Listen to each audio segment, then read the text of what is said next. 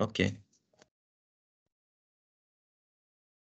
Donc, bonjour à tout le monde, hein. Bonjour à tous les membres du chapitre PMI Sénégal. Bonjour à tous les sympathisants de la gestion de projet qui ont bien voulu participer à ce webinaire qui porte donc sur la création de la valeur à travers le PMBOK 7. Donc, c'est un webinaire qui fait suite à celui que nous avions entamé il y a quelques semaines, qui portait un peu sur les innovations au cœur du PMBOK 7. Donc, comme vous le savez, depuis quelques mois, le PMI a publié la nouvelle édition du PMBOK, qui est donc le PMBOK 7, qui est le guide de corpus des connaissances en gestion de projet. Et donc, il était intéressant pour nous et utile qu'on puisse faire une série de webinaires pour permettre à tous ceux qui le souhaitent de pouvoir comprendre un peu la philosophie de ce PMBOK et de pouvoir l'utiliser au quotidien. Alors, pour le webinaire d'aujourd'hui, on va parler de la question de la valeur. Donc, comme vous le savez, que ce soit dans les environnements agiles de gestion de projet ou waterfall, la création de la valeur aujourd'hui est un indicateur de mesure de la performance des projets. Et donc, à cet effet, nous recevons aujourd'hui un des co-auteurs du PMBOK 7, en l'occurrence donc Jean-Luc Favreau, Monsieur Jean-Luc Favreau. Donc, il est co-auteur du PMBOK 7, il est dans l'équipe de développement du PMI et il contribue à présent à la stratégie et au contenu de la plateforme digitale PMI Standard Plus. Il est également le vice-président de PMI France en charge de la branche Horizon. Donc, Monsieur Jean-Luc Favreau est consultant, formateur, conférencier international dans les domaines de l'agilité, l'innovation et la gestion de projets. Alors, il est actuellement basé à Tahiti et il se déplace régulièrement dans le monde. Et après un parcours dans les grandes organisations privées et publiques, il a fondé et dirige plusieurs cabinets de conseil en Europe et en Océanie. C'est donc dire que nous avons le plaisir et l'honneur de recevoir quand même une personnalité très importante dans la gestion de projet et on espère vraiment passer un excellent moment avec Jean-Luc Favreau. Donc, sans plus tarder, Jean-Luc Favreau, nous vous passons la parole et vous remercions pour votre disponibilité. Merci beaucoup. Merci beaucoup André, mais merci à tous pour votre présence. Je suis ravi d'être parmi vous. Alors, je suis parmi vous depuis Tahiti, au milieu de la nuit à Tahiti, c'est 1h du matin. Donc, je vais partager mon écran pour suivre. Voilà. Donc, l'autre élément d'information, c'est que j'ai réussi à m'enrhumer à Tahiti. Alors, je ne sais pas comment j'ai fait, peut-être la climatisation, donc il y aura peut-être quelques désagréments ponctuels.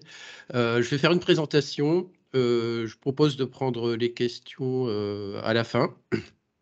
Donc, n'hésitez pas à réfléchir aux questions que vous pourriez poser. Je pense que la vraie valeur ajoutée, elle sera aussi dans les échanges qu'on aura après la présentation.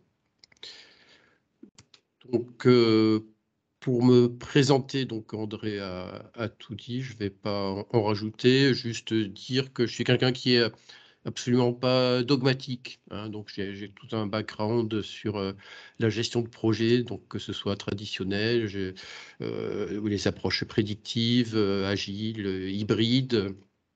Je travaille également dans d'autres domaines de l'agilité, sur SAFe par exemple, sur le design thinking, sur l'UX design, le management agile, et ainsi de suite. Au sein du PMI France, je participe également au groupe d'études du PMBOK 7, donc, qui est mené par Mounina, qui est ici présente, qui fait partie des personnes qui assistent au webinaire et que je remercie. Pour commencer, je vous propose une entrée en matière qui est assez personnelle. Alors, évidemment en relation avec le PMBOK 7, mais c'est ma vision de la gestion de projet qu'on retrouve dans le PMBOK 7.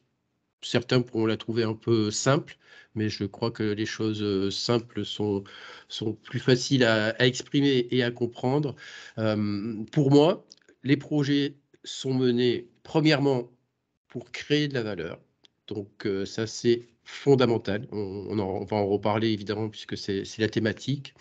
On ne mène pas des projets pour fabriquer quelque chose, on ne mène pas des projets pour faire des livrables, on mène des projets pour créer de la valeur. Et si on démarre un projet sans avoir pris le temps de se poser la question pourquoi on mène ce projet, quelle est la vision de ce projet, quelle est la valeur qu'on veut créer, alors le projet a toutes les chances d'échouer, quelle que soit l'approche qui soit choisie. Donc fondamentalement, avant de démarrer un projet, avoir une vision, savoir quelle est la valeur que l'on veut créer pour ce projet.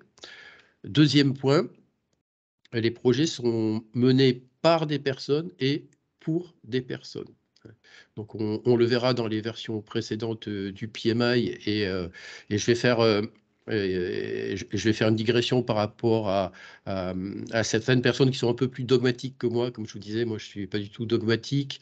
Ce que j'ai vu chez certains agilistes, alors je dis pas tous, hein, mais certains agilistes avaient tendance à promouvoir l'agilité en quelque sorte en dénigrant les autres approches et en opposant agilité et gestion de projet, ce qui pour moi n'avait pas de sens. Donc en gros, sur les deux premiers points que je viens de citer, en gros, ces gens-là disent, en agilité, nous, on se focalise sur la valeur, alors que sur les projets, sous-entendus, les projets qui ne travaillent qu'en waterfall ou approche prédictive, eh bien, sur les projets, on se concentre uniquement sur les livrables, sans forcément se préoccuper de la valeur.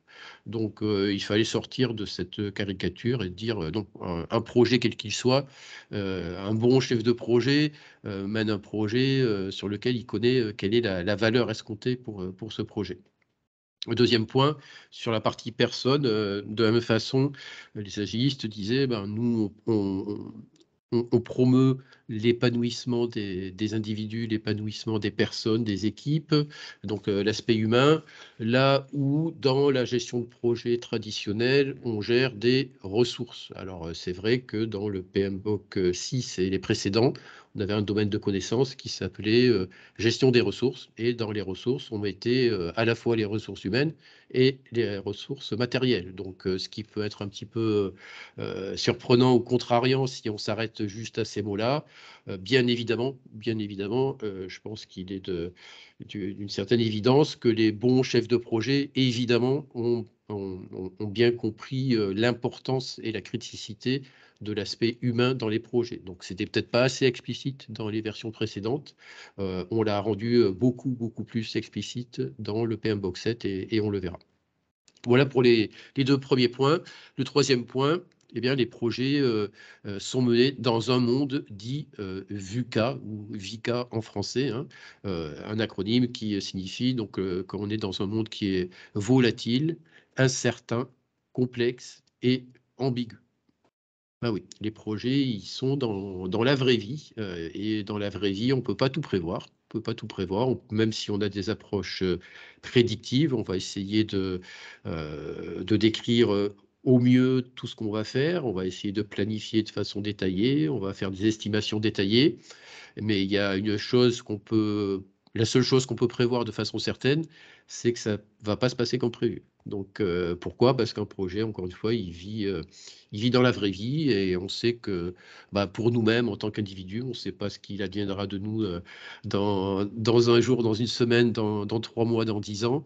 Eh bien, un projet qui évolue dans la vraie vie, c'est pareil, il est soumis à l'incertitude. Donc je pourrais même être encore plus simple et remplacer VUCA par le U ou par le I en disant globalement l'incertitude.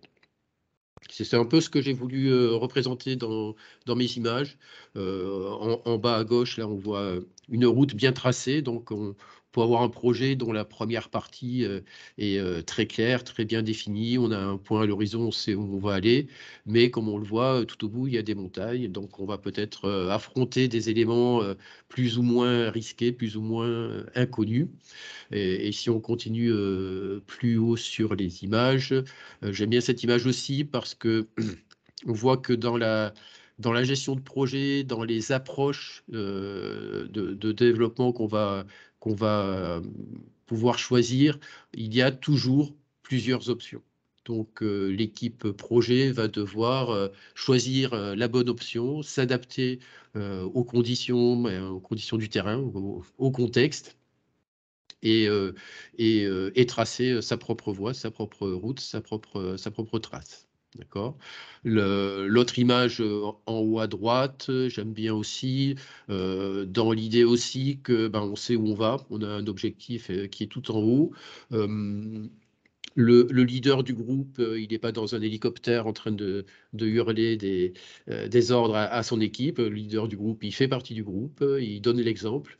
Alors, il peut être premier de cordée, mais il peut très bien aussi passer le relais de temps en temps à d'autres personnes du groupe. Chaque personne dans le groupe peut avoir des spécialités que n'est pas obligé de posséder en totalité le leader du groupe. Donc, on le verra aussi dans le PM Box 7. On parle de leadership qui est du ressort de toute personne qui participe à un projet. Voilà, et puis la dernière image un peu plus bas, c'était un peu par opposition à l'image de gauche, c'est-à-dire que la trajectoire au début, elle peut être beaucoup plus sinueuse parce qu'on ne sait pas exactement vers quoi on va, donc avec beaucoup plus de risques, beaucoup plus d'écueils, et puis peut-être que la mer est belle derrière ça et qu'on vogue vers de jolis horizons. Et puis le message aussi, c'est que bon, ça ressemble assez à un coucher de soleil, mais finalement, ça pourrait aussi être un lever de soleil.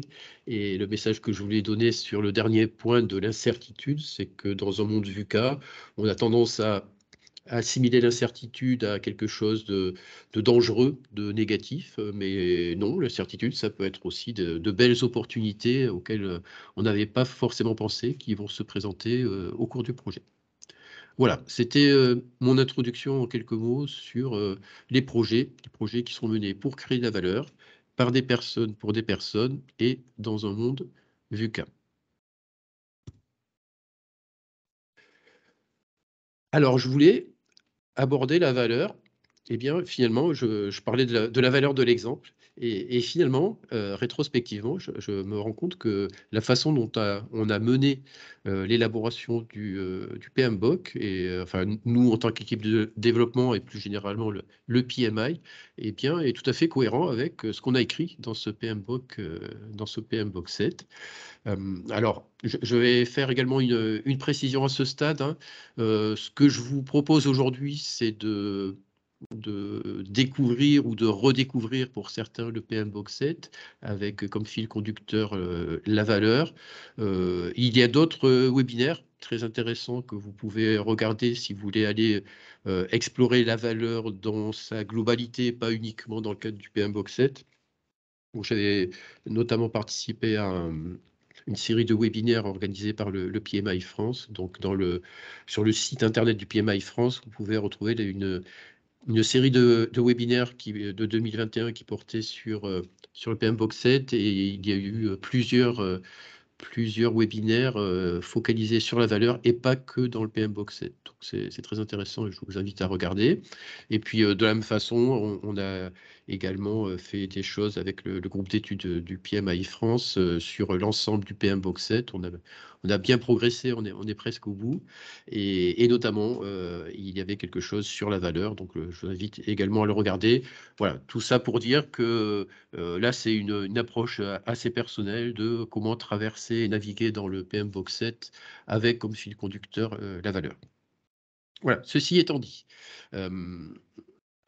dit, si on regarde l'évolution du PM Box 7, eh bien, la première version en 96 faisait à peu près 180 pages. Et puis, de version en version, on a rajouté du contenu, du contenu, du contenu. Donc, un peu comme si on avait produit pour produire, pour se dire, finalement, plus il y aura de pages et plus on sera content. La dernière évolution, ou l'avant-dernière, on va dire, c'est que finalement, dans le PMBOK 5, on avait quelque chose qui était bien cohérent, bien consistant, avec un historique qui était, allez, on va dire, majoritairement basé sur des approches prédictives, même si on pouvait trouver de l'agilité dedans. Et puis, ben, ce PMBOK 5, on a rajouté une greffe plus ou moins, comment dire, plus ou moins homogène avec l'agilité. Donc, on a rajouté de l'agilité dans le PMBOK 5, ce qui est devenu le PMBOK 6, et en plus, on a rajouté à tout cela un guide des pratiques agiles, l'Agile Practice Guide. Et ces deux ouvrages, PMBOK 6 plus Agile Practice Guide, culminaient à 900 pages, plus de 900 pages. Et là, le PMI a commencé à se poser la question, oui, mais alors, plus on va avoir d'approches dans le futur, et plus on va rajouter des choses, et moins ça va être homogène. Donc, on ne peut pas continuer comme ça. Donc, le PMI, finalement, s'est posé la question, mais est-ce qu'on ne devrait pas basculer d'une logique de création de livrables à une logique de création de valeur? D'accord.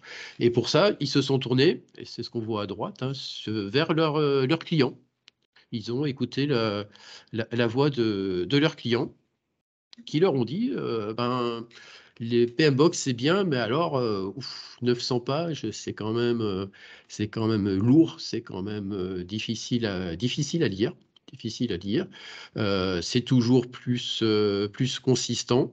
Donc, et en plus, malgré ce volume, on a du mal à l'appliquer concrètement parce qu'on n'a pas d'exemple pratique, on n'a pas de retour d'expérience. Malgré 900 pages, finalement, on a beaucoup de connaissances, mais peu de facilité à appliquer. Donc, ils ont dit, on aimerait bien avoir un contenu complémentaire très orienté sur les cas pratiques, la mise en pratique.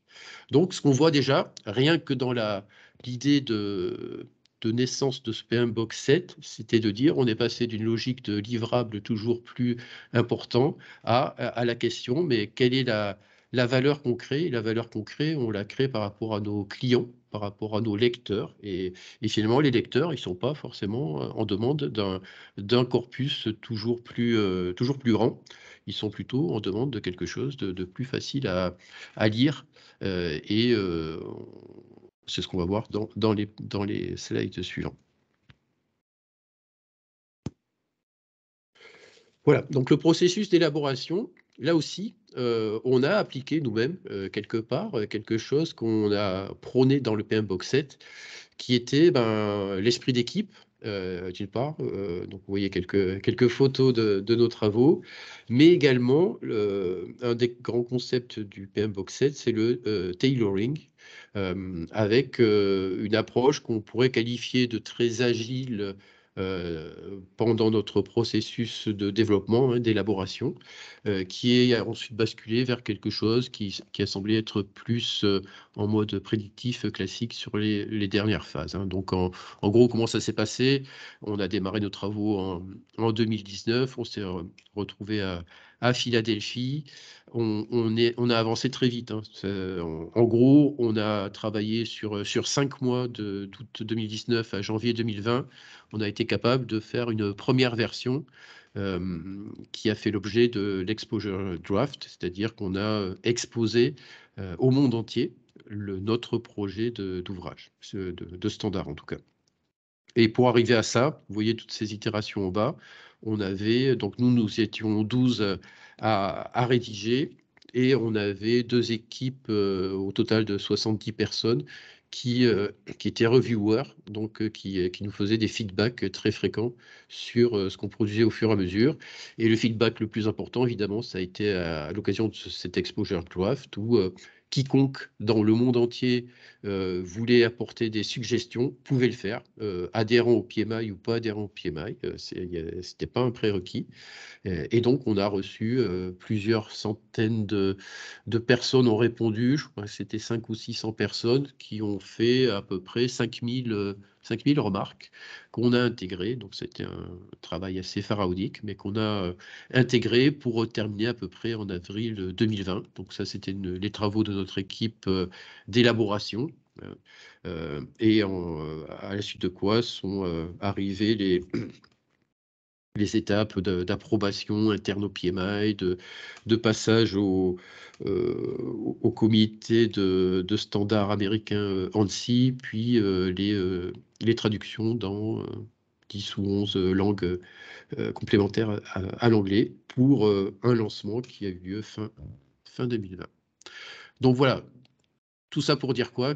Que pendant l'élaboration de notre PM Box 7, on a déjà appliqué à nous-mêmes ce qu'on a prôné dans l'ouvrage. Les changements qu'on a voulu apporter pour créer justement de la valeur. Alors pour ceux qui connaissent, qui sont familiers peut-être ou pas du PM Box 6, hein, sur la gauche, en fait, la gestion de projet, le management de projet était structuré de la façon suivante. On avait 10 domaines de connaissances. Alors, la gestion de la qualité, la gestion des risques, la gestion de l'échéancier, etc.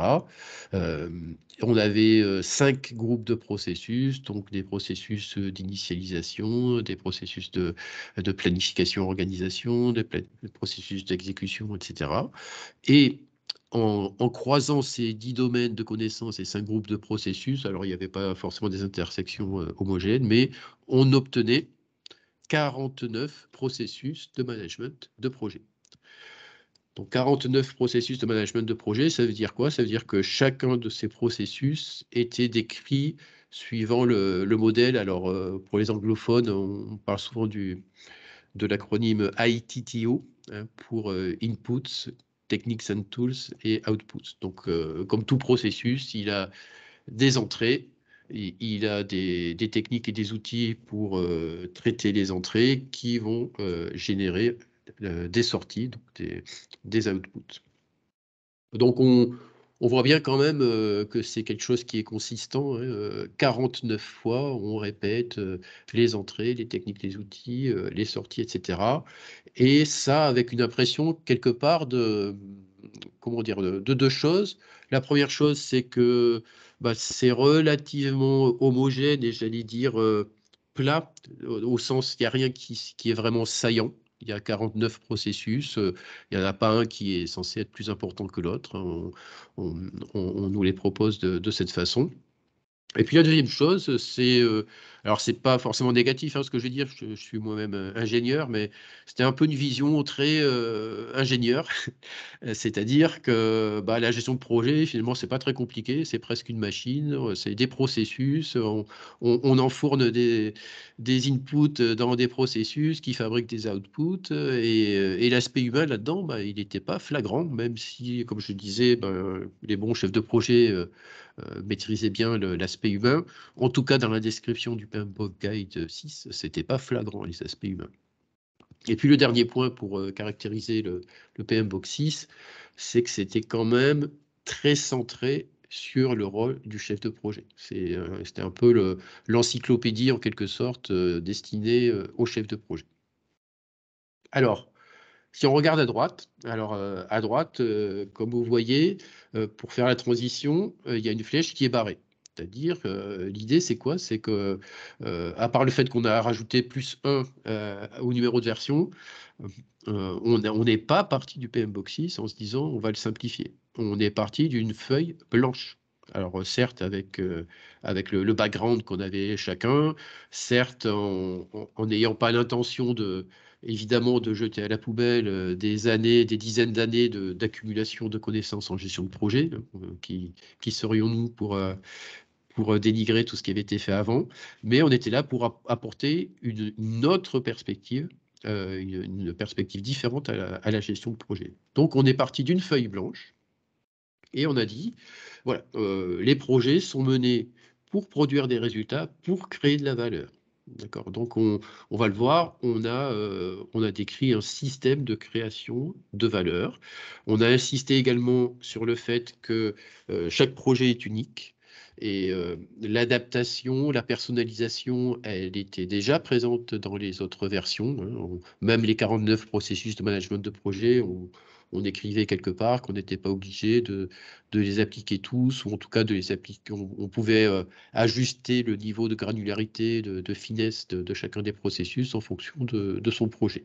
Mais bon, l'adaptation n'était pas écrite de façon flagrante dans cet ouvrage, ni dans les versions précédentes, alors que dans la version 7, on a dédié une section totale du PMBOK Guide au tailoring, hein, donc adaptation, parce que j'aime bien comme image, je préfère parler de tailler sur mesure, hein, c'est vraiment l'image du tailleur. On ne parle pas d'un projet taille unique, on parle de projets pour lesquels on a des spécificités, un contexte qui fait qu'on va tailler sur mesure une approche qui sera parfaitement adaptée au projet et à son contexte.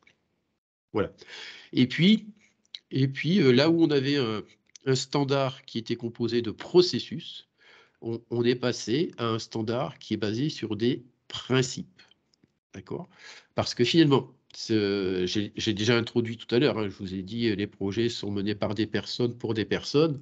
Et si on réfléchit bien, essayez de penser à des projets sur lesquels vous travaillez, sur lesquels vous avez travaillé avant.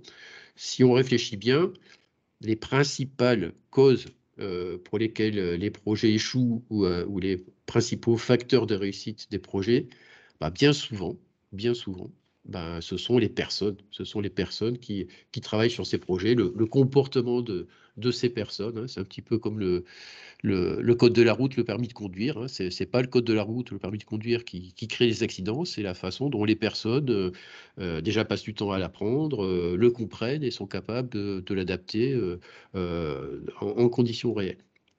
Donc, on a voulu vraiment, dans la partie standard, dire il va falloir guider le comportement, l'état d'esprit des personnes qui travaillent sur les projets. Donc, d'où le passage à 12 principes au lieu d'une approche par processus.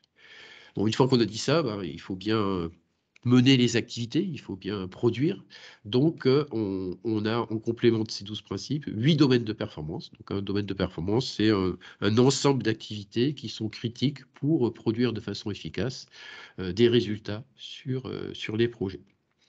Et enfin, ces activités, ces domaines de performance, eux-mêmes peuvent aller piocher dans un ensemble de modèles techniques et artefacts. Donc, si vous regardez dans ces modèles techniques et artefacts, eh bien, on retrouve certains des titis du ITTO, hein, qu'on avait dans la version précédente, mais organisés de façon différente.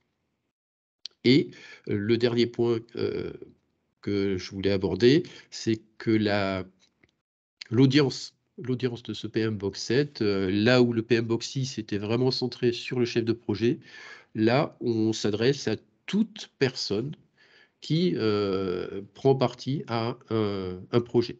D'accord? Donc, toute partie prenante d'un projet, quelle que soit l'approche. Donc, ça peut être un membre de l'équipe, ça peut être un sponsor, ça peut être un product owner, ça peut être quiconque travaille sur un projet. Voilà. Et puis, ben, vous voyez, donc je vous ai dit, il n'y a pas de flèche horizontale qui soit valide entre la version 6 et la version 7. Par contre, le lien, il se fait par le bas. Vous voyez, les deux éléments vont se déverser dans une plateforme digitale qui s'appelle PMI Standard Plus, plateforme de contenu digital. Alors, souvenez-vous, tout à l'heure, je vous ai dit, les clients, les lecteurs du PMBOK Guide disaient on a besoin d'avoir des retours d'expérience, des cas pratiques, des templates, des choses de cet ordre-là, premièrement.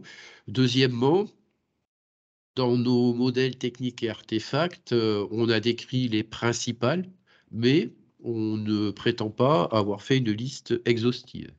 Et puis, alors, j'ai pas d'informations sur la date de la prochaine version du PMBOK Guide, hein, mais on va dire que jusqu'à présent, c'était à peu près tous les 4 ans, hein, tous les 4-5 ans. Voilà. Ces méthodes techniques et artefacts, elles, ont un cycle de vie beaucoup plus court. Et il y a chaque année, il y a des nouvelles techniques, des nouvelles choses qui apparaissent sur le marché. Donc, en fait, on a une passerelle de notre PMBOK Guide qui est figé, hein, papier ou PDF, peu importe. Ce PMBOK Guide pointe vers la plateforme digitale parce qu'on va pouvoir rajouter dans cette plateforme digitale d'autres méthodes, d'autres modèles, d'autres artefacts. Et on va pouvoir rajouter des exemples, des templates, des retours d'expérience, etc. Et le contenu du PMBOK 6 se retrouve également, comme vous le voyez, dans PMI Standard+. Donc aujourd'hui, PMI Standard+, c'est une plateforme digitale qui est encore jeune, qui croît régulièrement et qui intègre différents ouvrages du PMI. OK. Voilà, donc à quoi ressemble le PMBOK 7? On a la première partie en bleu, c'est le standard, avec le système de création de valeur, les principes, et en orange, la partie guide du PMBOK, avec les domaines de performance, le fameux tailoring, et les modèles, méthodes et artefacts. Alors voilà, c'était un choix de l'équipe de traduction. Modèle, méthode et artefact a été traduit en modèle technique et artefact.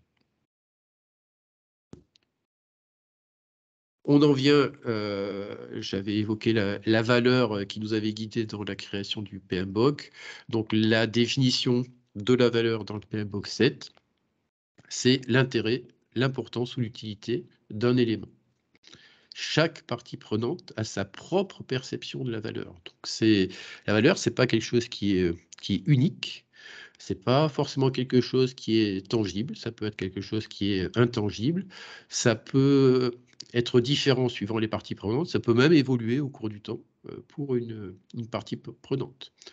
Donc, pour un client, ça sera par exemple la capacité à utiliser des fonctionnalités.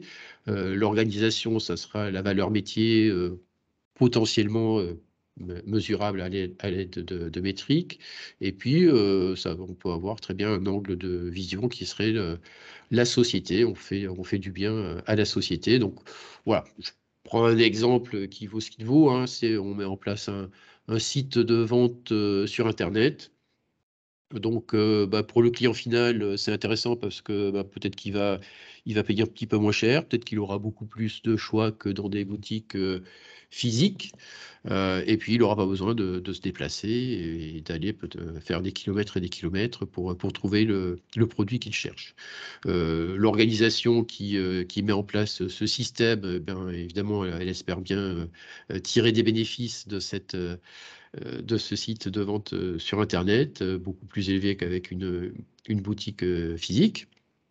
Et puis, la société, alors c'est là qu'on rentre dans le domaine un petit peu subjectif. On pourrait dire, la société pourrait se dire, c'est bien, ça contribue à l'environnement parce que, au lieu d'avoir des centaines ou des milliers de personnes qui se déplacent avec leur véhicule pour aller de boutique en boutique pour trouver quelque chose, eh bien, c'est mutualisé quelque part et on n'a que quelques camions de livraison mutualisés, etc. Après, cette valeur-là, pour la société, bien évidemment, je ne vais pas m'apesantir beaucoup plus sur cet exemple, mais on pourrait se dire aussi, mais oui, mais la société, elle a peut-être intérêt aussi à développer le commerce de proximité, et donc peut-être que dans les parties prenantes, la commune sur laquelle l'organisation voudra mettre un entrepôt ne sera pas bien d'accord pour l'autorisation d'installation d'un entrepôt parce qu'elle privilégie plus l'emploi local, la proximité, et donc ça pourrait être une partie prenante qui pourrait s'opposer à ce projet parce que la valeur serait perçue comme étant négative. Voilà. Voilà un exemple, grosso modo, de valeur. Et puis, ce qu'on a défini dans le PMBOK 7, c'est ce fameux système de création de valeur. Donc, je vais le décrire juste après. La définition, c'est un ensemble d'activités stratégiques visant à établir, pérenniser et ou à faire progresser une organisation. Alors, c'est un petit peu vague pour l'instant. L'exemple qui est donné, c'est de décrire ça au travers des flux d'informations. Pour simplifier, hein, pour simplifier un petit peu, un système de création de valeur, ça peut être constitué d'un ensemble de portefeuilles de projets ou de programmes qui sont inspirés par la stratégie de l'organisation. Ces portefeuilles, donc je disais, sont constitués de programmes et de projets, donc les programmes étant eux-mêmes composés de projets qui donnent lieu ensuite à une exploitation, à des opérations. Et on a des flux d'informations, comme vous pouvez le voir. Je ne vais pas les détailler forcément en live, mais on a des flux dans tous les sens, en fait, entre la haute direction de l'entreprise qui va donner sa stratégie pour gérer les portefeuilles, qui vont influer sur les programmes et les projets, qui vont générer des opérations, qui elles-mêmes vont donner, c'est le flux en bas, hein, qui vont donner lieu à des retours remontants, on va dire, vers les autres items. Donc tout cet ensemble-là constitue ce qu'on appelle un système de création de valeur. Ok. Je ne vais pas tout lire à haute voix, hein. Je voulais juste vous attirer votre attention là-dessus parce que je vois que c'est rarement abordé dans les présentations que j'ai pu voir sur le PMBOK 7, dans le système de création de valeur. Alors c'est là, ça aurait pu être ailleurs, hein, mais on a évoqué la notion de fonction associée au projet. L'idée, c'est la suivante, c'est de la même façon qu'on a dit, finalement, il n'y a pas de bonne ou de mauvaise approche, hein. Il y a que l'approche qui est adaptée à notre contexte. Donc l'approche, elle peut être prédictive, elle peut être hybride, elle peut être adaptative. Dès le moment où on dit ça, et notamment quand on parle d'hybridation, va se poser la question, mais oui, mais alors les rôles, si on mélange du prédictif et de l'adaptatif, et puis en plus il y a de la gestion de projet, donc quel est, où s'arrête le rôle du chef de projet, où commence celui du product owner, où s'arrête celui du Scrum Master, par exemple, si on est sur du Scrum, etc. Notre message, en fait, c'est de dire, toujours pareil, nous, ce qui nous importe, c'est de créer de la valeur. Et puis, peu importe les étiquettes qu'ont les individus, nous, ce qu'on souhaite, c'est que les différentes fonctions qu'on a identifiées associées au projet soient couvertes. Alors, c'est un premier recueil de fonctions. Je pense qu'il n'est pas exhaustif, il peut être amené à évoluer. Mais voilà, je ne vais pas les lire les uns après les autres, mais je voulais donner une nouvelle clé de lecture. C'est bien l'état d'esprit qui m'anime aujourd'hui, hein, c'est de vous donner des clés de lecture et de compréhension sur le PMBOK 7, toujours avec ce fil rouge de la création de valeur. Ce qui nous importe, encore une fois, c'est de créer de la valeur, pas de donner tel titre ou tel rôle à telle ou telle personne. Une personne va peut-être être focalisée sur une des fonctions qui sont à l'écran. Peut-être une personne va en centraliser un certain nombre, peu importe, du moment qu'elles sont bien couvertes. On arrive aux principes. Donc là, ils sont en anglais. On va les voir en français un petit peu après. Ce qu'on voit ici, c'est un regroupement qui est tout à fait personnel, hein. Dans le PMBOK Guide, on a 12 principes. Ils ne sont pas dans un ordre d'importance, ils ne sont pas numérotés. Moi, j'ai essayé de les structurer un petit peu pour donner un peu plus de sens. Donc, j'ai mis tout en haut le principe qui s'appelle Focus on the Value. D'accord, donc on retrouve bien cette idée prédominante de production de résultats, de création de valeur.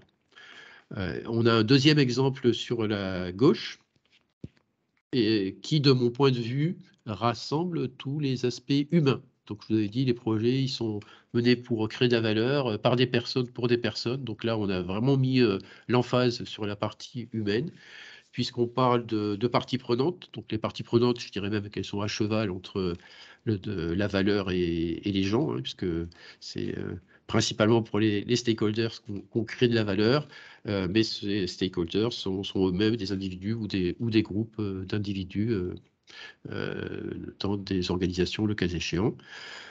Voilà. Et puis on retrouve d'autres principes reliés aux personnes. Donc j'ai fait exprès de mettre en anglais parce que c'est très compliqué à traduire stewardship. Je crois que l'équipe de traduction a pas mal galéré, donc ils ont hésité entre gestionnaire, responsable, et on le verra un petit peu plus tard. En fait, les deux mots apparaissent à différents endroits de la traduction française d'ailleurs. Et puis, l'équipe et le leadership, alors j'ai pas résisté à la tentation, hein, puisque c'était pour le chapitre PMI Sénégal, donc j'ai fait un petit clin d'œil à l'équipe de foot du Sénégal qui a remporté la Coupe d'Afrique des Nations. Alors, s'il y a d'autres chapitres africains, je promets d'enlever la photo si j'interviens pour d'autres chapitres africains. Mais voilà, bon, c'était juste un petit clin d'œil. Et le dernier point, c'est le change. Alors attention, c'est pas le change management tel qu'on on le concevait dans les versions précédentes, c'est-à-dire la gestion des changements, la gestion des modifications en quelque sorte. C'est bien la conduite du changement. Et c'est pour ça que l'aspect humain est important. C'est-à-dire que là aussi, vous pouvez faire un produit qui a intrinsèquement de très bonne qualité. Si vous n'amenez pas les personnes à utiliser cet outil, eh bien, vous n'allez pas produire toute la valeur escomptée. Donc, voilà, j'ai regroupé les principes d'une certaine façon. La valeur est sous-jacente quand elle n'est pas explicite. Sur la droite, on retrouve un ensemble qui peut être résumé sous l'acronyme VUCA, donc avec la gestion des risques, la complexité. Hein, maîtriser la complexité, ça serait trop ambitieux, donc on a dit navigate the complexity, qui s'est traduit par se frayer un chemin dans la complexité.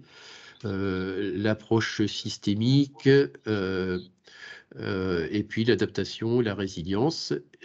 En bas à droite, la qualité, bien évidemment. La qualité, là aussi, hein, la qualité, c'est notamment l'aptitude à répondre aux exigences, à satisfaire les utilisateurs. Donc, c'est également source de valeur. Et pour terminer tout en bas, le tailoring qu'on a déjà évoqué pour s'assurer qu'on met en place la meilleure approche adaptée à notre contexte pour, encore une fois, produire des résultats, les outcomes, produire des résultats et créer de la valeur. Donc, on ne va pas passer évidemment hein, en revue tous les principes et tous les domaines de performance. Je vais mettre juste un focus, alors évidemment, sur le principe se concentrer sur la valeur avec un petit bonus rien que pour vous. Là, vous pouvez voir la naissance de ce principe sur un paperboard. On était plusieurs à raffiner les noms des principes tels qu'ils étaient envisagés. Et voilà, et je me souviens, on avait une phrase qui était un petit peu alambiquée et j'avais été très insistant en disant non, il faut quelque chose de fort, de percutant et c'est devenu effectivement focus on value. C'est simple et c'est explicite. Voilà, donc la valeur est l'indicateur ultime de réussite d'un projet. Donc ça, c'est un peu perturbant pour quand on a l'habitude de raisonner uniquement en coût, qualité, délai. C'est évident que c'est quelque chose qu'il faut surveiller, mais l'indicateur ultime reste bien la valeur du projet. Cette valeur, elle peut être créée à la fin du projet si on est en mode prédictif, elle peut être créée tout au long du projet si on est en mode adaptatif, agile. Et encore une fois, je répète, la valeur, elle peut être tangible, intangible, donc elle peut être vue de façon qualitative ou quantitative. L'autre principe, c'est le deuxième et dernier principe sur lequel je voulais mettre un focus, juste pour vous montrer comment ça se passe sur la partie domaine de performance. Je vous expliquerai juste après.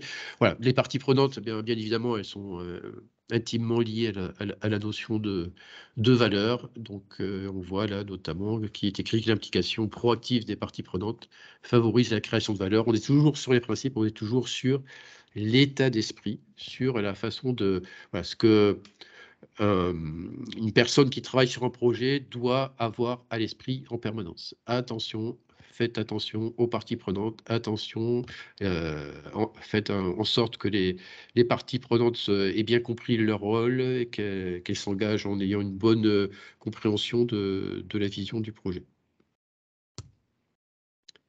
Voilà, je passe au domaine de performance.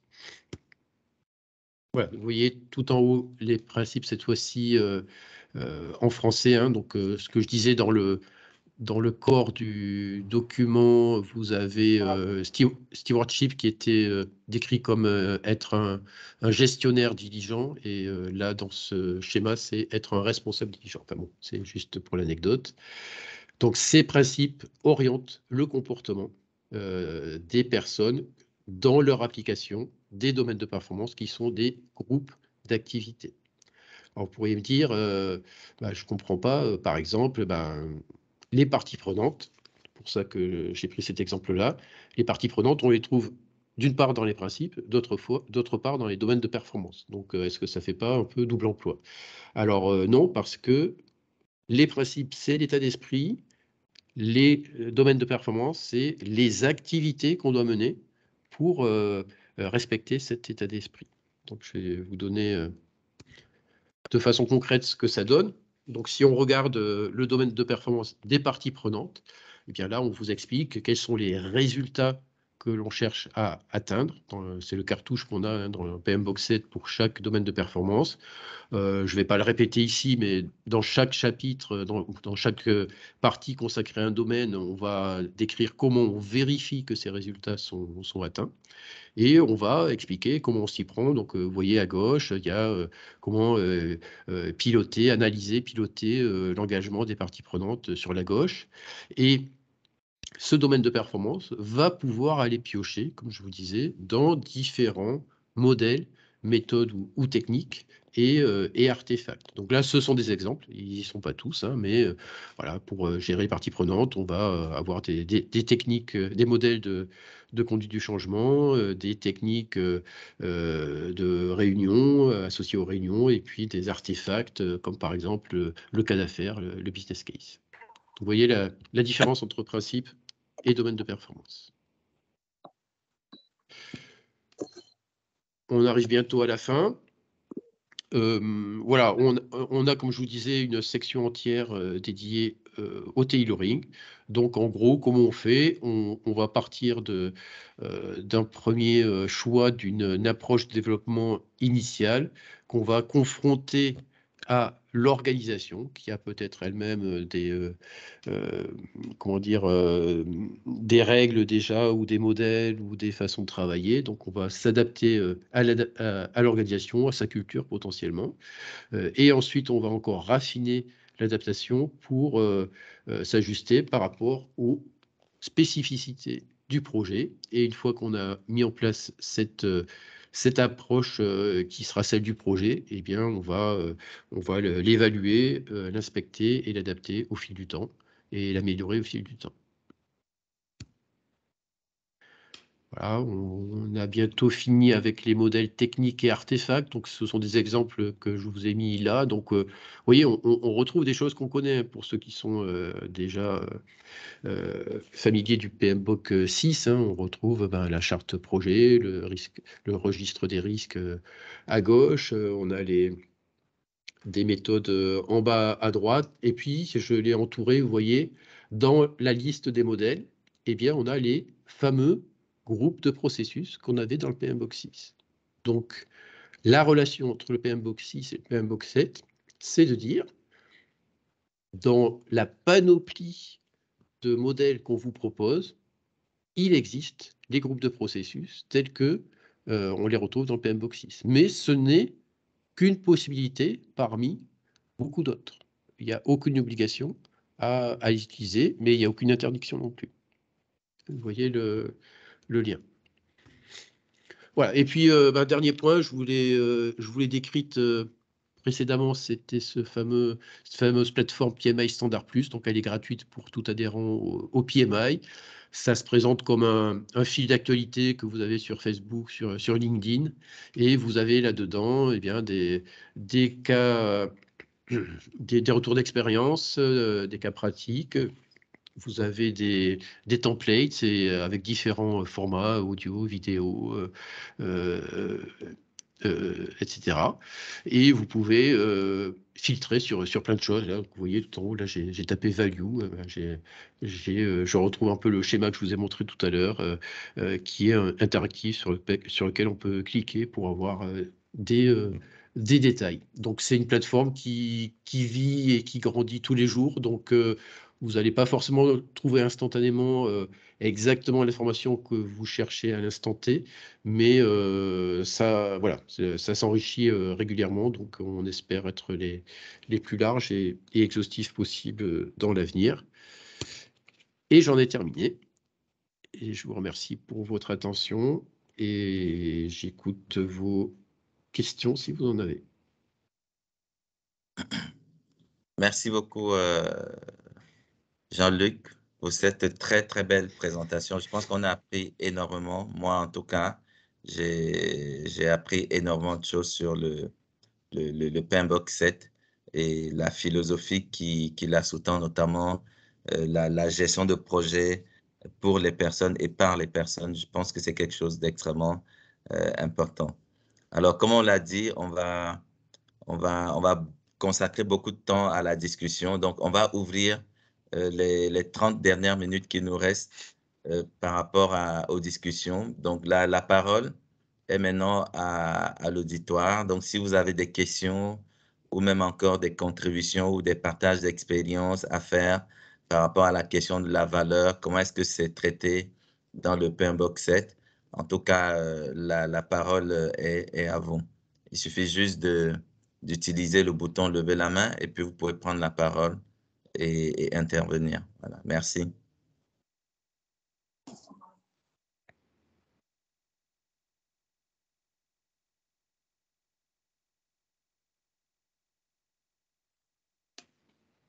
Donc, alors, il y a une main levée. Je vais voir rapidement. Allez-y, monsieur Alain Mouteba. Ensuite, ce sera monsieur Papa Patefal. Ok, bonjour. Merci beaucoup pour la présentation. Merci au chapitre Sénégal pour cette occasion. Moi, je m'appelle Alain Mouteba. Je vous suis depuis Kinshasa. Et donc, une question pour le présentateur. J'ai beaucoup apprécié, j'ai bien appris le concept de se focaliser sur la valeur. Mais ma question, c'est, étant donné que la valeur peut être tangible ou intangible, je crois avoir une difficulté. Comment se focaliser sur une valeur qui est intangible? Quels seraient, par exemple, des indicateurs pour suivre quelque chose qui serait intangible? Voilà, c'est un peu la difficulté que j'ai. Merci. Alors, merci beaucoup, c'est une excellente question, effectivement. Alors, c'est pas parce que c'est intangible qu'on ne peut pas forcément la mesurer. Voilà, je prends un exemple. Si on dit ma valeur intangible, c'est je veux avoir des clients satisfaits du service. Bon, ben, on peut mener des sondages, on peut lancer des questionnaires, on peut avoir un indicateur, vous savez, le fameux NPS, Net Promoter Score. On pose la question, quelle est la probabilité pour que vous recommandiez ce service à quelqu'un d'autre? Donc, ça fait un score.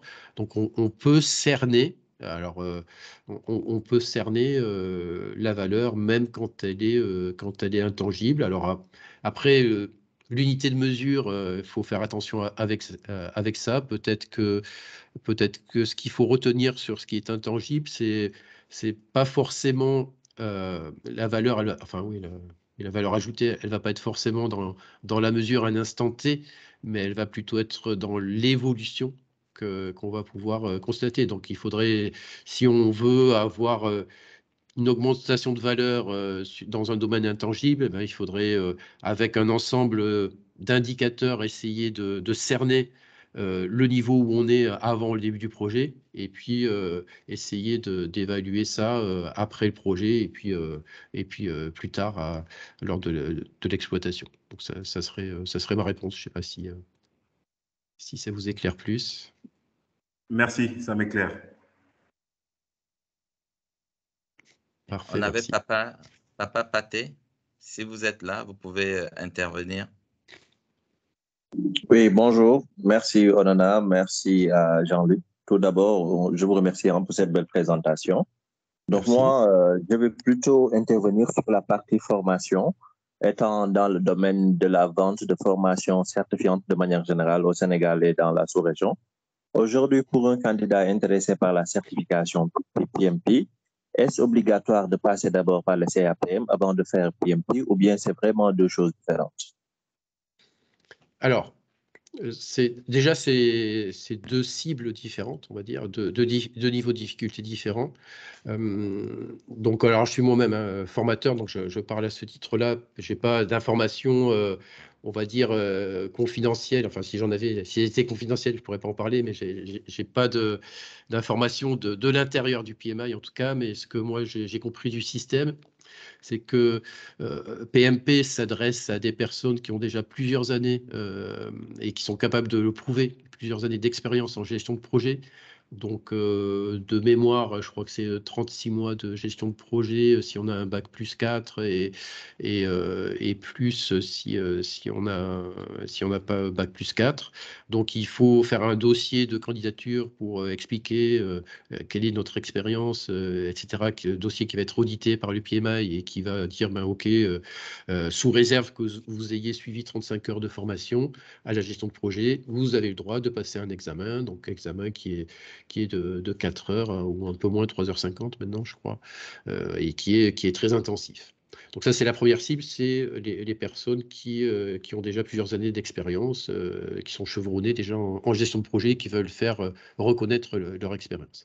Et puis, le CAPM, ça va être plus, et il y a une réforme là qui est en cours, il va changer assez radicalement à partir d'octobre cette année, donc avec un nouveau contenu qui est censé être plus simple, moins large que celui du PMP, et pour lequel il n'y aura pas de prérequis d'années d'expérience.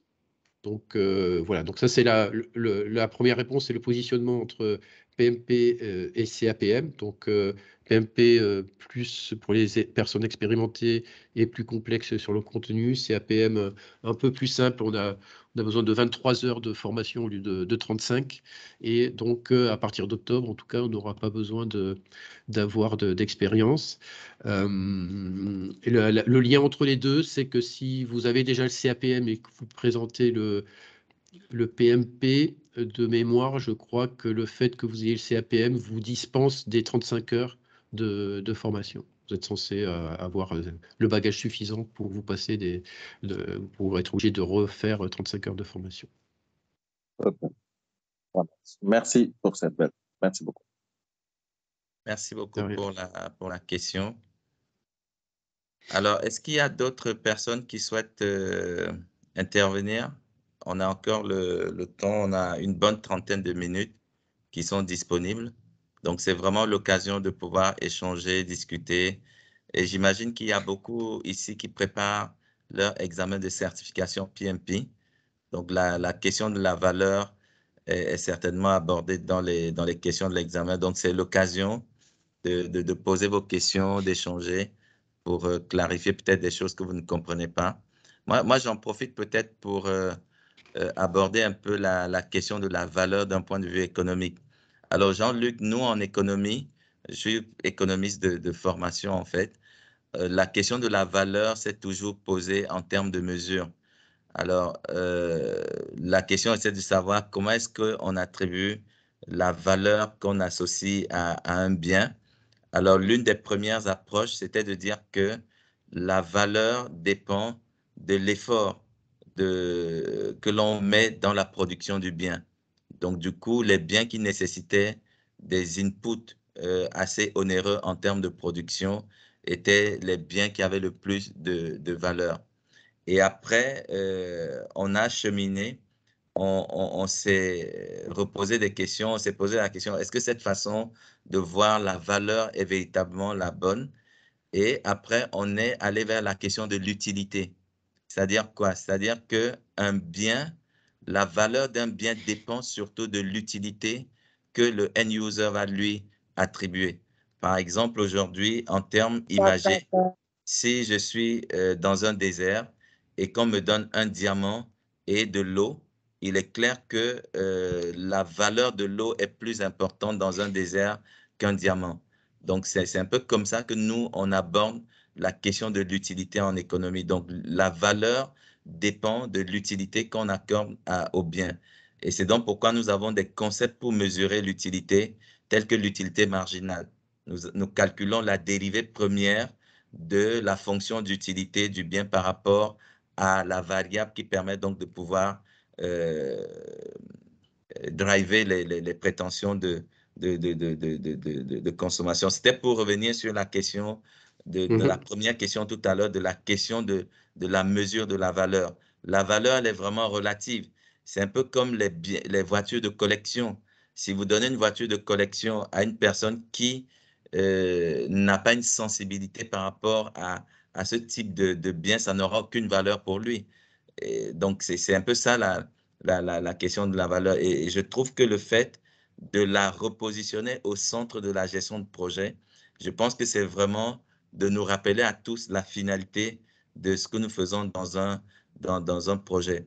Et donc, pour moi, j'avais envie un peu de te poser la question par rapport aux différentes sensibilités qui sont présentes dans l'équipe de développement. Parce que j'imagine que à partir du moment où la valeur peut varier d'une personne à l'autre, j'imagine aussi que dans l'équipe, les personnes qui ont écrit ce PMBOK 7, j'imagine que vous aviez des perceptions différentes de la valeur. Donc, j'aimerais savoir un peu voilà, quelles étaient un peu les grandes tendances de vos discussions en termes de valeur. Merci. D'accord, bah c'est super intéressant ce que tu dis, André. Merci. Alors, première réponse, comme je le disais dans les webinaires qu'on a fait, il y a des spécialistes de la valeur qui étaient intervenus, et vraiment je vous invite à aller regarder sur le site du PMI France, où la notion de valeur a été élargie très au-delà du PMBOK. Là, moi, je vous ai dit, on rentre juste comme fil conducteur la valeur dans le PMBOK 7 et on n'en sort pas. Et on avait abordé dans ces webinaires des tas de définitions autour de la valeur. Et il y avait, de mémoire, il y avait une définition, alors je ne sais plus si c'était la FNOR ou enfin une norme en tout cas. Et c'était exactement ce que tu citais, c'est-à-dire que c'était un ratio, en fait. C'était un ratio entre l'utilité sur le coût. Donc, on retrouve exactement ce que tu dis. Ce n'est pas forcément exprimé comme ça en tant que tel dans le PMI. Donc, ça, c'est la première partie de ma réponse. La deuxième partie de ma réponse, alors dans l'équipe de développement, donc on était 12.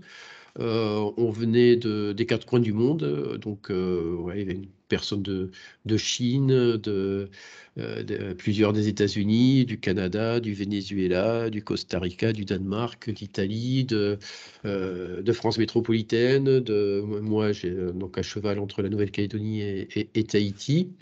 Et on était également originaire de plusieurs secteurs d'activité. Donc, on était plusieurs à travailler comme moi, hein. Mon cœur de métier, c'est l'IT, le numérique, l'informatique. Mais bon, sur la gestion de projet, je fais aussi, enfin, je fais des formations à tout type de secteur d'activité. On avait des gens qui étaient dans la construction, hein. Je vous donne un exemple. On avait une directrice de programme chez Google. Et en fait, elle ne faisait pas du tout du numérique. Elle était chargée des constructions des data centers chez Google. On avait une personne qui était de l'industrie pétrolière du Venezuela, etc. Donc, on avait tous des cultures et des secteurs d'activité très différents.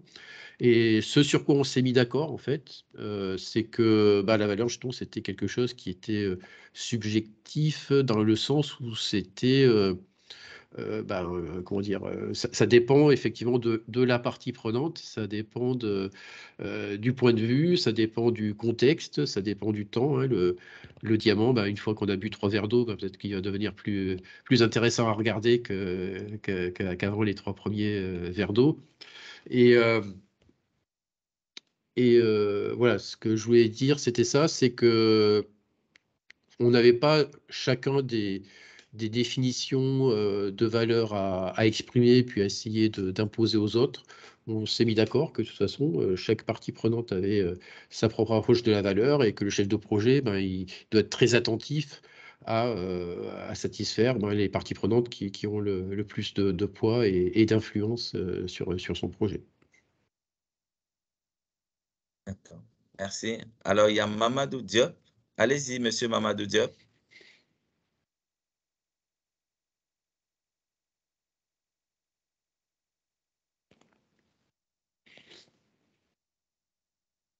Monsieur Diop, allez-y. Vous pouvez activer votre micro et intervenir. Voilà, vous m'entendez maintenant? Oui, oui. Voilà. Donc, merci beaucoup, merci. J'ai suivi attentivement la présentation comme tous les membres d'ailleurs. Et cette question de valeur, on en entendra toujours parler. Il me semble que, en tout cas, c'est devenu beaucoup plus clair à mon niveau. Et c'est un peu l'esprit aussi du PMBOK 7 ans. C'est une question d'adaptation. C'est-à-dire que dans toutes les circonstances qu'on aura, il faudrait qu'on comprenne quelle est la valeur qui a un sens dans la situation où nous sommes. Moi, je suis dans le domaine de la je suis IT, mais ces dernières années, je suis par exemple dans le domaine de la formation. Et donc, on avait une filière qui me tenait à cœur. Hein. Et je l'avais d'ailleurs dans le programme de formation en master, et une filière qui est très intéressante et tout. Et voilà, on a eu l'autorisation du ministère de l'Enseignement supérieur pour lancer la filière, on l'a lancée. Et en fin de compte, on n'a pas eu, en tout cas, d'inscription significative. Alors, j'ai réuni l'équipe l'année suivante parce qu'on devait retirer ça. On lui a dit, bon, on va voir comment on va évaluer ça. On l'a dit, bon, ok, ne proposez pas des formations que vous aimez, proposez des formations qui sont demandées. Donc, de là, j'ai pris l'expérience que, voilà, la valeur, on peut bien en spéculer, mais dans toutes les circonstances où nous serons, ce sont les parties prenantes qui vont déterminer, si vous voulez, notre conduite par rapport à cette valeur-là. Et ignorer ça, c'est de gros soucis après. C'est de gros soucis. Et c'est donc là vraiment que je remercie encore une fois ceux qui ont organisé et je vais insister vraiment avec l'ensemble des membres de prêter attention. Moi, je l'ai vécu dans la chair. Vraiment, cette question de la valeur, elle est hyper importante. Hyper importante. Je ne sais même pas comment les termes qui vont m'arriver, moi, pour l'exprimer. Ceci étant, j'ai à la suite de quelqu'un qui a présenté, qui a parlé un tout petit peu, je crois que c'est Alain Mouter, je ne sais pas. En tout cas, je voulais parler de la transition. Parce que là, bon, nous sommes pour l'essentiel des gens qui sont certifiés en PMP dans les versions précédentes, avant donc de version 6, de 2005. Et nous continuons à maintenir avec les PDU, n'est-ce pas, les certifications. Alors, jusqu'à quand on va continuer, pour ceux qui sont certifiés avec le PMBOK 6, jusqu'à quand on va continuer à utiliser les PDU pour garder notre certification? Est-ce qu'il arrivera à un moment donné où on va dire, OK, tous ceux qui sont certifiés sur, on va dire, avec les versions PMBOK 6, donc il faudra maintenant passer à la certification PMBOK 7. Est-ce que cela arrivera? Ça, c'est la première question que j'ai posée. La deuxième question, elle découle par exemple, le PMI standard. J'ai trouvé que c'était extrêmement intéressant. On n'a pas eu je pense que dans un webinaire précédent, on l'a déjà abordé. J'aurais aimé peut-être que dans les webinaires à venir, qu'il y ait un spécialiste de la question pour qu'on essaie d'aller en profondeur sur cette partie-là. Il me semble, oui, on est passé de 900 pages, de l'autre côté, on est venu à 270. Ce n'est pas gratuit. C'est sûr et certain qu'il y a des concepts qui sont de l'autre côté qu'on va retrouver ailleurs, quoi. Et donc, moi, je pense que c'est pas du rien de passer de 900 pages à 270. Le gap est à aller chercher peut-être quelque part si autant qu'on peut parler de gap. Merci beaucoup. Ok, merci beaucoup Mamadou. Alors, pour répondre à la question, si j'ai bien comprise, et effectivement, alors je vais faire un parallèle puisque moi je suis affilié à différents corpus de certification, par exemple l'agilité à l'échelle, hein, donc il y a un framework qui s'appelle SAFe, donc Scale Agile for Lean Enterprise. L'Agile Enterprise. Donc SAFe, moi j'ai une certification SPC et il demande aux personnes qui sont certifiées, en fait les certifications sont associées au numéro de version du corpus. Donc, voilà, par exemple, moi j'étais SPC 4 parce que c'était la version 4 de SAFE. Quand ils sont passés à la version 5, ils m'ont dit si vous voulez être certifié SPC 5, il faut alors c'était pas repasser un examen complet, mais il fallait suivre un petit cursus de formation, de mise à jour, et on avait un examen qui n'était pas aussi compliqué que le premier, c'était un examen de mise à jour. La position du PMI par rapport à ça, elle est différente. C'est-à-dire que il y a quelques années encore, alors c'était dit de façon plus ou moins explicite, mais avant, bon, je vais simplifier un peu, hein, mais en gros, l'examen PMP était très majoritairement basé sur le PMBOK actif à ce moment-là. Ce que dit maintenant le PMI, c'est que l'examen du PMP et le PMBOK ont chacun un cycle d'évolution qui est différent et qui n'est pas synchronisé. En fait, l'examen PMP, il est basé sur le ECO, donc Exam Content Outline, donc qui décrit les compétences qu'on doit connaître. Et le PMBOK est certes une des ressources de référence, mais parmi une dizaine d'ouvrages. Donc en gros, pour continuer à répondre à la question, il n'y a pas de certification PMP 6, PMP 7, PMP 8 en fait. On est PMP tout court parce qu'on a passé l'examen, et le fait d'acquérir le nombre de PDU nécessaire montre qu'on s'est tenu à jour. Bon, l'inconvénient, c'est que ça ne garantit pas qu'on s'est tenu à jour spécifiquement sur les évolutions du PMBOK, mais c'est le système du PMI. Donc, à ma connaissance, en tout cas, et ça a été toujours le cas jusqu'à présent, hein, je n'ai pas d'informations particulières dans ce sens-là, mais on ne va pas demander aux gens de repasser un examen s'ils étaient certifiés à partir du PMBOK 5 ou du PMBOK 6. On ne va pas leur demander de faire un examen. Ils sont PMP, point final. S'ils peuvent renouveler leur certification PMP, ça veut dire qu'ils peuvent faire état de PDU. Ces PDU montrent qu'ils ont mis à jour leurs compétences.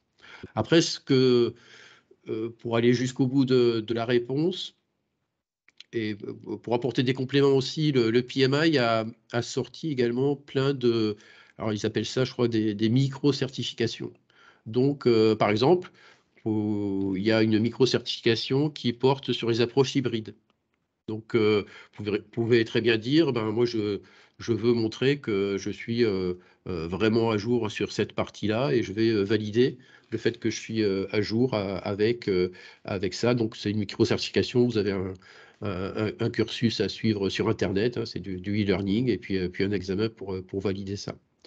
Voilà, j'espère que ça a répondu à votre question. Si je n'ai pas été clair, n'hésitez pas. Enfin, la difficulté qu'on a, je pense que la difficulté que peuvent avoir les stagiaires comme les formateurs, pour être très transparent avec vous, moi, sur les années précédentes, j'étais formateur PMP, j'avais mon propre support de cours, je n'étais pas spécialement affilié au PMI parce que j'y trouvais pas une valeur ajoutée flagrante en tant que formateur.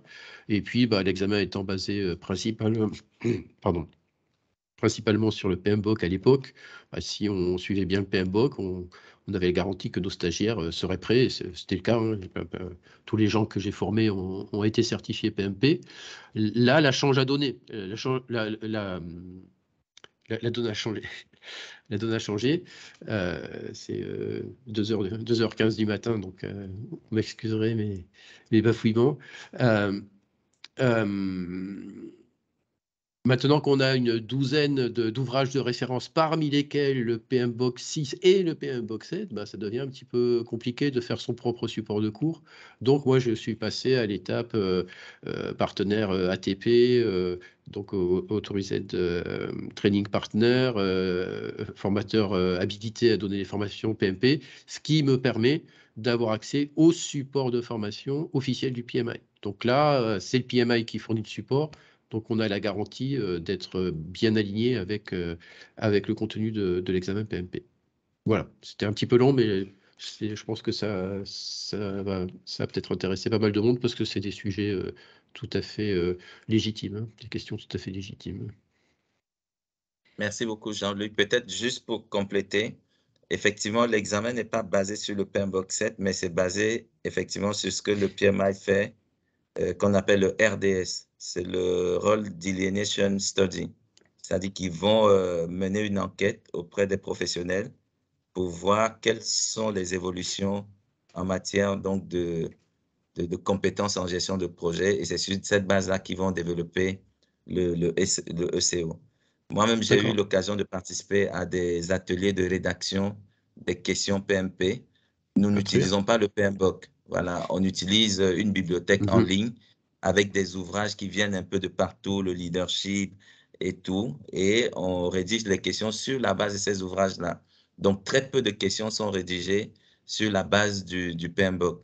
Mais malheureusement, beaucoup de candidats ont toujours à l'esprit que l'examen provient du PMBOK. Non, à peine 20% de questions de l'examen PMP proviennent du PMBOK.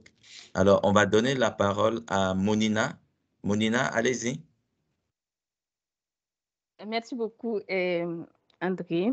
Et merci, Jean-Luc, pour cette belle présentation. Donc, j'ai adoré en fait le fait que tu nous as fait vivre ton expérience en tant que de l'élaboration en fait du PMBOK 7 à travers des images. Donc, ça fait qu'on comprend tout de suite la philosophie, l'état d'esprit des personnes et l'ambiance dans lesquelles cette version du PMBOK a été élaborée. Et donc maintenant, en fait, je me mets dans la peau d'un auto-entrepreneur. Donc, en fait, pendant la présentation, tu as dit que le cible du PMI a changé. On est parti, les autres versions étaient ciblées sur les chefs de projet. Et maintenant, le PMBOK V7 va s'adresser à toute personne à toute partie prenante du projet, toute personne souhaitant notamment faire un projet ou a un intérêt dans un projet, quel que ce soit. Et moi, en tant qu'auto-entrepreneur, maintenant, en fait, j'ai envie de créer de la valeur pour des personnes. J'ai des projets, plein de projets en tête. Et maintenant, ce que je me dis, c'est que je vais acheter le nouveau PMBOK 7 parce qu'on m'a parlé des 8 principes, des 12 principes, des 8 domaines de performance, des modèles techniques artefacts. Et une fois, en fait, que j'ai le PMBOK 7 dans la main, comment je fais maintenant en fait, pour mettre en œuvre la création de valeur à travers un projet de A à Z avec les outils du PMBOK 7. Est-ce que ces outils, en fait, toute la connaissance est suffisante en fait pour me permettre en tant que novice d'exécuter un projet de A à Z? Comment je m'y prends? Alors, comme je disais, et comme ça a été dit d'ailleurs, le PMBOK 7, on va dire, sur la partie des principes, tout y est, on va dire, sur les principes, l'état d'esprit, à quoi il faut être attentif, etc. Je pense qu'il y a tout. Après, sur la partie domaine de performance, groupe d'activité, on cite parfois des choses qu'on détaille pas forcément dans le corps du PMBOK 7. On cite, on liste des modèles techniques et artefacts qu'on va décrire en quelques lignes ou en une demi-page qui ne seront pas forcément suffisantes pour être actionnables, comme on dirait en anglais. D'où l'intérêt d'avoir cette passerelle vers PMI Standard Plus. Donc, parfois, j'entends dire il faut qu'on ait à la fois le PMBOK 7 et le PMBOK 6. Moi, je ne vois pas les choses de cette façon-là. Je dis juste, maintenant, il faut considérer que le corpus, votre boîte à outils, elle est formée du PMBOK 7 plus PMI Standard Plus. Ça, c'est ma première réponse. La deuxième réponse, c'est qu'on est sur un référentiel. On est un référentiel, un corpus de connaissances. On n'est pas sur une méthode de gestion de projet. Si je prends l'exemple pour certains connaissent peut-être de Prince 2, enfin Prince 2, hein, donc est beaucoup plus directif, prescriptif, plus comment dire, plus précis, on va dire, dans les directives, dans les choses à faire. L'image que je voudrais donner, c'est qu'un référentiel, un corpus de connaissances comme le PMBOK, quelque part, c'est un peu un réseau. Alors, j'ai une image excellente qui a été donnée par un stagiaire il y a quelques semaines encore, alors passionné de jardinage, qui disait ce que tu nous présentes là, ce sont des connaissances qu'il qualifiait de rhizomiques, c'est-à-dire sous forme de rhizome. Alors, pour ceux qui connaissent, hein, par exemple, le gingembre, c'est une espèce de réseau. Donc qui croît, c'est un peu les racines des roseaux aussi, hein, quelque part. Donc en fait, c'était un petit peu l'image que je voulais donner dans les premières photos avec vous savez, la cordée qui est sur de la neige avec plein de traces dans tous les sens. Et en fait, c'est ça la différence entre un corpus de connaissances, ça donne toute l'étendue des connaissances, enfin pas toute, enfin une grande étendue de connaissances. Et après, l'équipe projet va se frayer un chemin, va faire des choix pour dire, dans tout ce réseau, tout ce champ de possibles, moi, je vais tailler sur mesure, je vais tracer ma voie sur mesure en choisissant telle pratique, telle activité, en allant piocher les bons outils au bon endroit et au bon moment. Je ne sais pas si ça répond à ta question, Monina. Oui, en fait, oui, ça répond à la question. Et en fait, l'idée, c'est parce que, en fait, le PMBOK, pour notamment, en fait, mettre en exergue, en fait, que le PMBOK s'adresse à tout le monde. Parce qu'il y a des personnes, en fait, qui vont acheter le PMBOK, notamment pour mettre quelque chose en application. Et comme tu l'as dit, ton image, ça fait sens, en fait. Sauf que, en fait, à un moment donné, on a plein de connaissances, mais on a quand même besoin du B.A.B.A. pour se frayer un chemin avec le PMBOK. Oh, c'est ça. Merci. C'est ça. Okay, merci beaucoup, Monina, pour cette belle contribution. Donc, je rappelle que Monina, elle dirige le groupe d'études du PMBOK 7 au niveau du PMI France. Donc, c'est vraiment un plaisir qu'elle soit avec nous. Et je pense que peut-être qu'on aura l'occasion un jour de la voir avec nous pour parler un peu du PMBOK 7. Alors, il ne nous reste plus beaucoup de minutes. Il y a Mansour Dieye qui a levé la main. Allez-y, Mansour Dieye. Oui, bonjour et merci pour tout le monde pour les contributions. Merci à Jean-Luc. Je voulais tout simplement demander comment devenir ATP. Est-ce que c'est devenir une organisation? On ne vous entend pas bien, Monsieur Dieye. Si vous pouvez vous rapprocher de votre micro. Ah, vous m'entendez? Non, pas vraiment bien. OK. Là, ça m'a l'air bien. Essayez pour voir. C'est bon, hein, vous m'entendez? Oui, là, c'est parfait. OK. Je disais merci à tout le monde pour les contributions et merci à M. Jean-Luc pour la présentation. Je voulais demander comment devenir ATP. Est-ce que c'est donné à une organisation, une institution, ou bien c'est à titre individuel? Alors, à ma connaissance, c'est une entreprise. C'est une entreprise qui est ATP et cette entreprise va pouvoir permettre à une ou plusieurs personnes d'obtenir l'habilitation PMP Instructor. Voilà. C'est ça. C'est-à-dire que vous êtes une organisation, vous déposez votre candidature et vous inscrivez dans votre dossier les personnes qui vont être ATP pour le compte de votre organisation. Donc, on pourra partager avec vous dans le groupe WhatsApp du chapitre le dossier qui est nécessaire pour pouvoir le faire.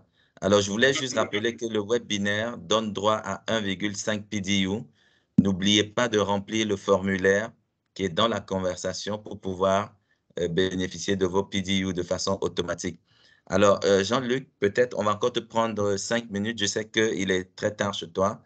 Il y a Karine Kahn qui a une question Et après ça, on va clôturer. Allez-y, Monsieur Karim Khan. D'accord, merci Monsieur Onana et merci Monsieur Favreau pour cette belle présentation. Alors, je voulais juste rebondir sur la contribution de Madame Mouminatou, je crois, hein, qui parlait de la question de mise en œuvre du PMBOK 7. Alors, dans mon expérience personnelle, quand je faisais la certification, c'était à l'époque du PMBOK 5. Et on avait un ouvrage complémentaire, celui de Rita Mulcahy, je suis sûr que vous devez être familier. Hein, et on nous disait, en fait, c'était comme les deux faces d'une même pièce. Donc, PMBOK nous disait quoi et Rita nous disait comment. Alors, est-ce qu'il existerait quelque chose de similaire par rapport au PMBOK 7, étant donné que c'est un nouvel ouvrage? En fait, c'est juste une petite contribution, c'est quelque chose qui m'a traversé l'esprit quand j'ai entendu sa question.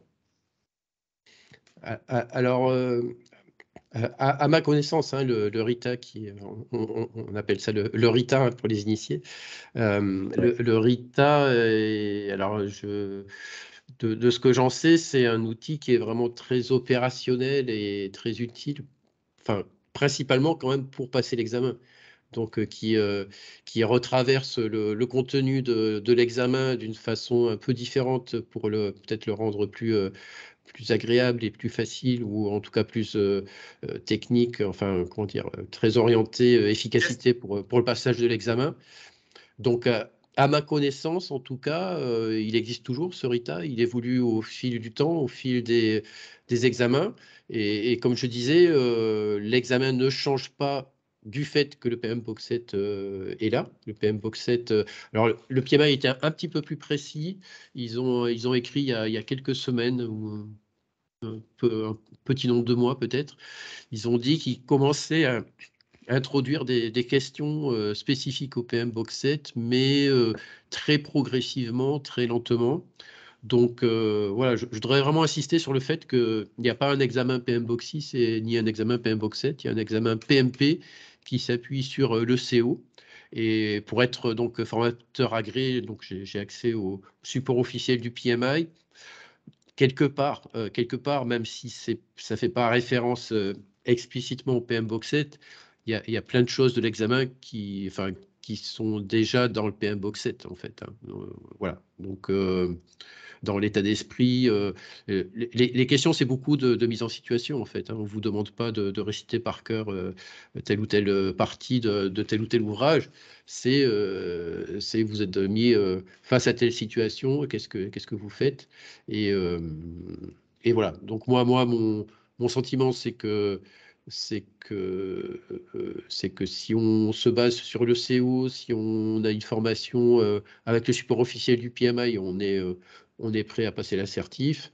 Et à ma connaissance, mais je ne prétends pas avoir l'exactitude des informations, à ma connaissance, le RITA, il existe toujours et il est actualisé sur une base régulière. Donc pour moi, il est toujours actif, y compris depuis que le PMBOK 7 est sorti. Oui, je confirme avec toi. Hein. Le RITA est aujourd'hui à la 10e édition, donc qui est conforme au PMBOK 6. Voilà, donc ils n'ont pas encore sorti une édition qui est conforme au PMBOK 7, et je ne pense pas que ça devrait l'être, en fait, parce que comme la philosophie a changé un tout petit peu, je ne pense pas qu'ils vont changer leur ouvrage. À la limite, peut-être qu'ils vont introduire quelques éléments relatifs au mindset qui est développé dans le PMBOK 7. Maintenant, par rapport à la question de la mise en œuvre pratique de ce qu'on retrouve dans le PMBOK, moi je dis qu'il y a un ouvrage que les gens n'utilisent pas souvent, mais qui est même publié par le PMI. Ça s'appelle A PM Book of Forms. C'est-à-dire que c'est un livre dans lequel le PMI a recensé tous les modèles que nous utilisons au quotidien dans un projet. Et donc, je pense que ça, c'est un excellent ouvrage qui peut permettre à ceux qui sont déjà certifiés ou qui sont dans l'optique de se certifier et qui veulent pratiquer, ça peut être intéressant d'utiliser cet ouvrage-là parce qu'il vous montre à chaque fois… Excusez-moi, vous pouvez mettre la référence dans le chat ou sur le groupe WhatsApp? Oui, je vous mets ça. Oui, je vous mets ça tout de suite. Et puis un Book of Forms. Donc, ça permet vraiment de pratiquer au fur et à mesure qu'on avance. Par exemple, quand on dit à un apprenant, la charte de projet sert à démarrer un projet, on lui montre dans ce livre comment on fait une charte de projet. Et donc, quand il est en face d'une charte de projet, il sait comment faire. Et de plus en plus aujourd'hui, et je pense même que l'idée du PM Insight Plus est venue des plateformes telles que Project Management Docs.com qui proposent aussi des outils qui permettent d'appliquer. C'est-à-dire que quand vous allez sur ce site, vous avez tout un ensemble d'outils qui sont déjà préinstallés et que vous adaptez par rapport à votre projet. Et ils vous montrent comment les utiliser. Donc, moi, je pense que c'est un peu comme ça qu'il faut aller par rapport à la question pratique. Et je pense que peut-être aussi Jean-Luc Favreau, c'est une réflexion peut-être qu'on peut mettre dans la balance. Moi, je pense que nous, les formateurs, nous qui intervenons dans le domaine de la formation, on devrait penser aussi à écrire un ouvrage peut-être pratique pour accompagner les gens qui veulent, parce que c'est une question qui revient beaucoup. Les gens vous disent, oui, moi, je suis certifié, mais je ne sais pas comment mettre tout cela en pratique. Et donc, je pense que ça peut être des éléments de réponse que les gens pourraient trouver dans ces ouvrages-là. En tout cas, merci beaucoup, Jean-Luc. Je ne sais pas si tu as un dernier mot peut-être. Avant, je voudrais laisser aussi la parole à Oumar Diop, qui est notre vice-président, s'il est là. Peut-être Jean-Luc Favreau, vas-y. Oui, bah, écoutez, moi je voulais vous remercier tous pour votre participation. Là, je vois que vous êtes quasiment tous restés du début à la fin, donc j'en suis très flatté. Vraiment, je suis touché de votre intérêt. Donc, j'étais ravi de passer ce moment avec vous. Merci pour votre attention. Merci pour vos questions qui étaient toutes très pertinentes. Et puis voilà, c'est un salut très amical et fraternel depuis l'autre bout du monde, Tahiti. Et puis peut-être qu'un jour, j'aurai la chance de mettre les pieds plus près de chez vous. Merci à tous. Merci beaucoup, Jean-Luc. Merci beaucoup pour le partage. Oumar, tu es là? Peut-être un mot? Oui, absolument. Merci beaucoup, André, et surtout, merci beaucoup à Jean-Luc, vraiment pour ces moments de bonheur. Pour nous autres project managers, on va dire de façon générale, il est très important qu'on ait un peu une maîtrise de ces processus. Je vais peut-être juste revenir sur un point qu'André a posé tout à l'heure qui est très important entre l'écart entre souvent un peu la théorie et la pratique. Mon expérience personnelle, c'est que c'est une fois souvent qu'on est sur le terrain qu'on se rend compte de l'importance d'avoir cette vision pratique de la chose. Je vais vous donner un exemple dans le projet en ce moment d'électrification que nous gérons au niveau du Sénégal, qui va impacter à peu près 12 millions de Sénégalais. On s'est rendu compte que dans un peu l'analyse de la valeur côté projet, les choses vont se situer fatalement au niveau des bénéficiaires finaux, c'est-à-dire au niveau des villageois qui sont aujourd'hui, par exemple, dans le sud, dans le sud-est.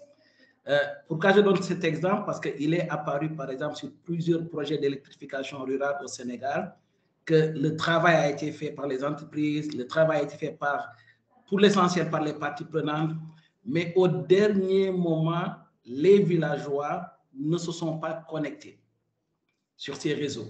Et donc, c'est des milliards qui ont été investis. Et juste parce que la gestion de cette valeur créée au niveau des bénéficiaires finaux, que sont les villageois, n'a pas été gérée durant le projet, qu'on s'est retrouvé vraiment avec des projets sur lesquels tout le monde aujourd'hui se pose des questions. Et donc, dire que cette approche du PMBOK, c'est très, très centrée sur la valeur, trouve tout son fondement aujourd'hui dans ces projets d'infrastructure. Et donc, encore remercier vraiment Jean-Luc, ça a été très, très, très pertinent et on a énormément apprécié. Et donc, Président, à vous. Merci beaucoup. Merci. Donc, Oumar Diop est notre vice-président, le vice-président du PMI Sénégal. Il est également le directeur général du Millennium Challenge Account, donc qui est une structure américaine qui accompagne le développement en Afrique. Alors, je voudrais juste peut-être terminer en vous rappelant que le 28 juin, nous avons le PMI Day que nous allons organiser à l'hôtel Radisson.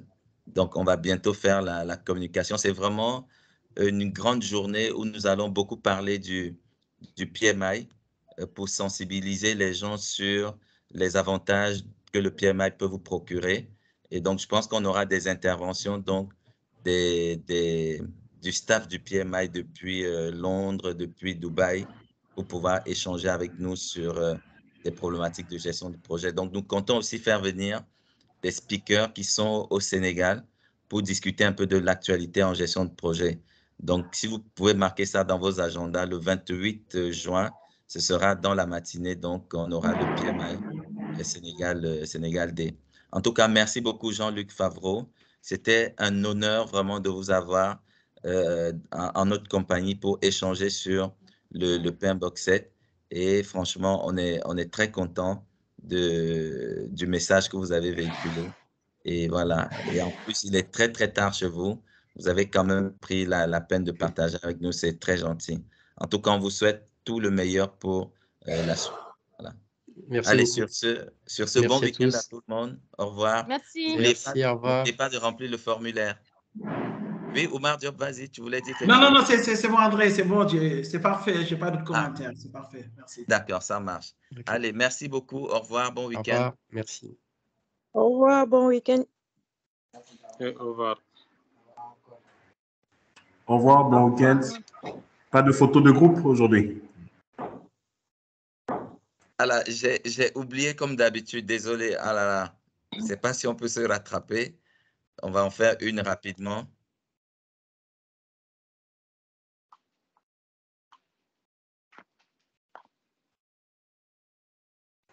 On a perdu la moitié de l'auditoire. La moitié, bon.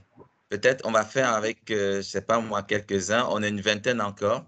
Si vous pouvez activer vos caméras, peut-être, on va faire une petite photo de groupe. Alors, mode d'ensemble, c'est comme ça, je ne sais pas trop.